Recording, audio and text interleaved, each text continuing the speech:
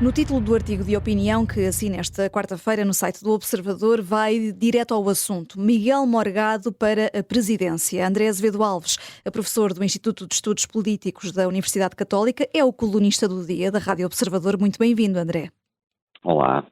Luís Marques Mendes seria o candidato aparentemente mais óbvio para o PSD apoiar, ainda não avançou oficialmente, mas é o segredo mais mal guardado no seio social-democrata, e com Passos Coelho aparentemente de fora da corrida, embora sem clarificar também ainda. É o efeito Gouveia e Melo que o leva a lançar agora o nome de Miguel Morgado? É em parte. Eu acho que são essencialmente duas razões.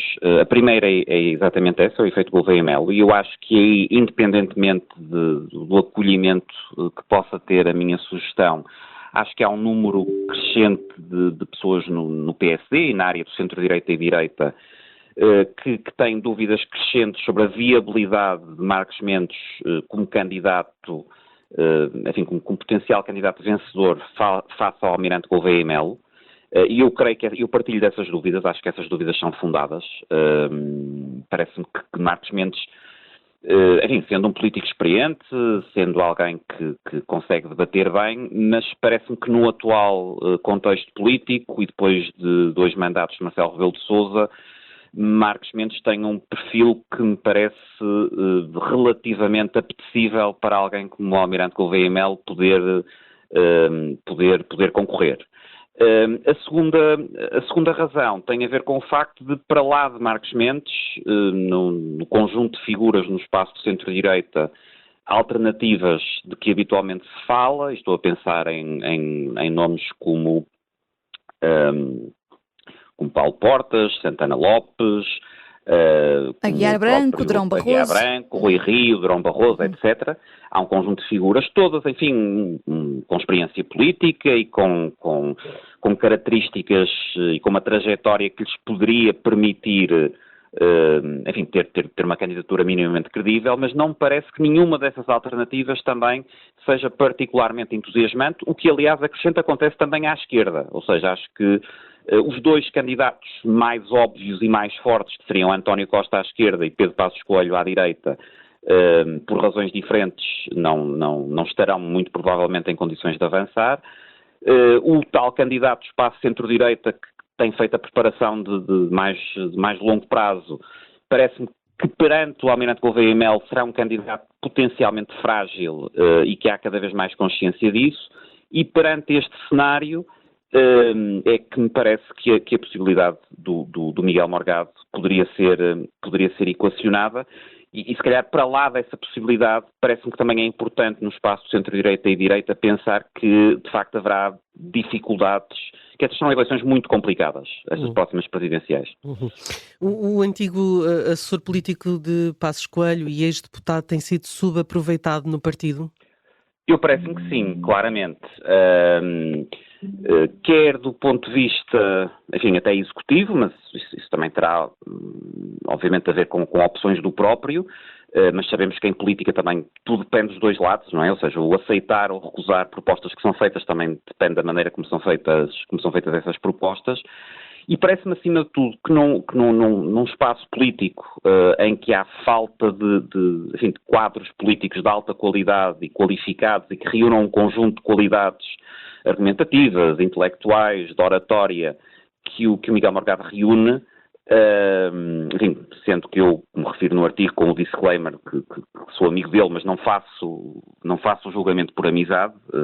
Tenho muitos amigos que não me recomendaria para candidato a Presidente da República, mas parece-me que de facto tem sido desaproveitado. Acho que há também uma outra razão pela qual seria provavelmente importante, como refiro no artigo, este espaço político pensar um pouco fora da caixa e fora destes candidatos, digamos, mais estabelecidos, mas que ao mesmo tempo me parecem candidaturas, todas elas potencialmente frágeis. Que é, por um lado, acho que estamos a assistir a uma mudança do panorama político em Portugal e em alguma medida na Europa e no mundo, e portanto estamos parece-me num momento histórico em que cálculos que se faziam no passado, enfim, que esses pressupostos podem não se aplicar necessariamente agora, e também porque parece-me que uma candidatura de eventual maior risco também para o espaço político, obviamente não para o protagonista dessa candidatura, também reduziria os riscos e o impacto de ela eventualmente ser mal sucedida. Ou seja, se, por exemplo, imaginarmos que é Luís Marcos Mendes que avança, e se Luís Marcos Mendes tiver um mau resultado eleitoral, nomeadamente perante o Almirante Gouveia e Melo, acho que as implicações políticas disso para o próprio futuro do PSD poderão ser também mais substanciais. E, portanto, eu parece-me que ao invés de apostar numa candidatura, digamos, mais institucionalizada, mas que com probabilidade crescente poderá ser perdedora, faria sentido alterar um bocadinho os pressupostos e, como eu refiro no artigo, pensar fora da caixa, e daí a ideia do Miguel Morgado. Mas deixa-me pôr a pergunta assim, isso não seria entregar de bandeja a eleição a Gouveia e Melo? Acho que não, precisamente pela questão da atual situação política. Ou seja, nós temos, provavelmente há poucos anos atrás, se alguém fizesse a previsão, por exemplo, de que teríamos o Chega com 50 deputados, poucas pessoas achariam que isso seria um cenário realista. Mas apesar de fazer comentário na televisão, Miguel Morgado não tem notoriedade, digamos assim, isso não seria Exatamente, um contra? É verdade.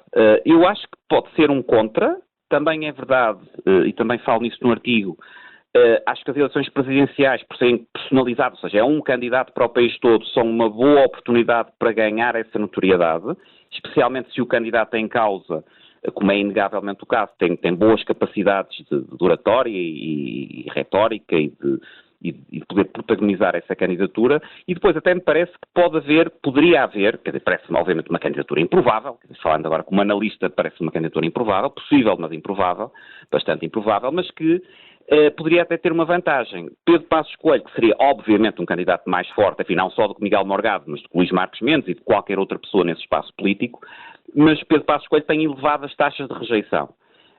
Miguel Morgado, os comparativamente mais baixos níveis de notoriedade também implicam necessariamente, porque não podemos rejeitar o que desconhecemos, menores níveis de rejeição à partida. E, portanto, parece-me que aí poderia ser uma candidatura de maior risco, mas também uma candidatura mais aberta.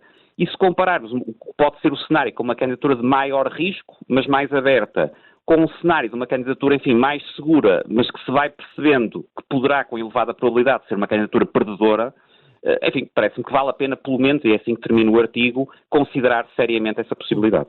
O PSD precisa agora de arrepiar caminho, tendo em conta que Gouveia e Melo antecipou a passagem à reserva e fica mais livre para anunciar mais cedo uma candidatura? Eu acho que o PSD tem que pensar rapidamente e seriamente sobre o que vai fazer nas presidenciais, não é? É uma questão que se coloca a todo o espaço, enfim, a todo o espaço político, à esquerda e à direita, e também à direita do PSD, mas acho que para o PSD é particularmente importante, até pelo facto de virmos de mandatos sucessivos com presidentes dessa área política, com o facto de, neste momento, o PSD governar, apesar de ter tido uma das suas piores votações de sempre, não é? Portanto, ter tido um dos seus resultados mais baixos legislativas.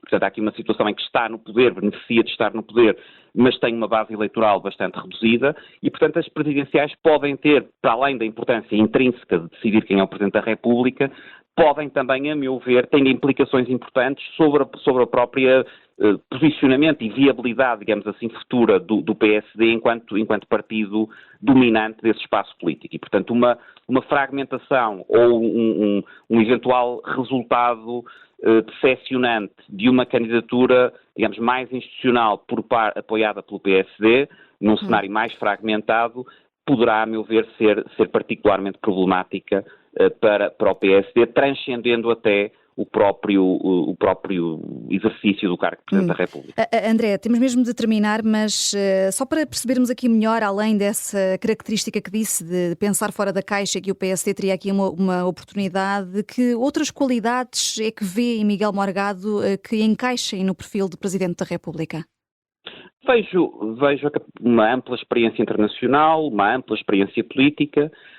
Acho que se olharmos mesmo para a questão da idade e para a idade com que anteriores Presidentes da República assumiram funções, também não me parece que seja excessivamente jovem e parece-me que até alguma diferença geracional face a outros candidatos poderia ser positiva, e vejo, e se calhar terminava com este ponto, o que não vejo em mais nenhum dos nomes que se fala da área, uma capacidade de agregar e de em alguma medida até, perdoem-me a expressão, secar o eleitorado, digamos, da IEL e do Chega. Acho que nenhum outro candidato nesse espaço político estaria em condições, com uma campanha bem oleada, de ocupar esse espaço político. Aliás, duvido muito que, por exemplo, a Iniciativa Liberal apresentasse candidato se Miguel Morgado fosse o candidato, e acho que talvez o Chega apresentasse candidato, mas esse candidato teria uma vida extraordinariamente difícil se estivesse pela frente de Miguel Morgado.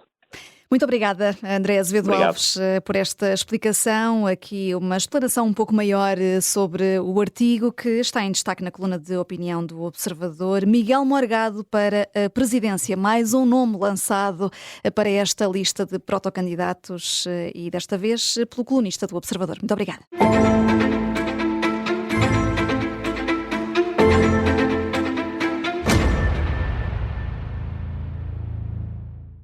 Se gostar deste podcast, pode seguir, dar 5 estrelas e comentar o episódio na Apple Podcasts ou no Spotify. Pode também subscrever e gostar no YouTube. Assim recebe uma notificação sempre que houver um novo episódio.